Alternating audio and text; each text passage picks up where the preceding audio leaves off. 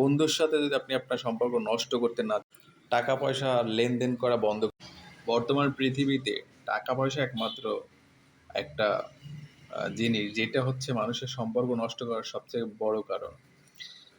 এই টাকা পয়সা হচ্ছে দুনিয়াদারিটারে ঘুরায়। সো এখানে বন্ধু বান্ধব তো একটা ভিন্ন। আপনি যদি কখনো এই বন্ধুত্ব না হারাতে চান তাহলে টাকা পয়সার লেনদেন যত ফ্রেন্ডদের সাথে কম করা যতই ভালো।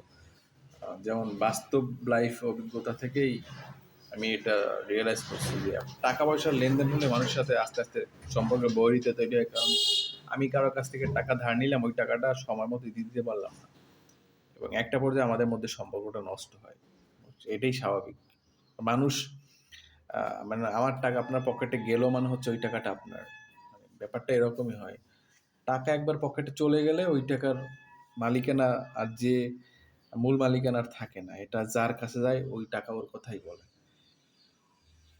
তো কাজেই আর্থিক লেনদেনের ক্ষেত্রে বলছি না যে আর্থিক লেনদেন করা যাবে না, তবে মানুষ ভেবে করা উচিত। এবং বন্ধু বান্ধবের ক্ষেত্রে বিশেষ করে 90% বন্ধু বান্ধবের মধ্যেই সম্পর্ক নষ্ট হয় টাকার কারণে।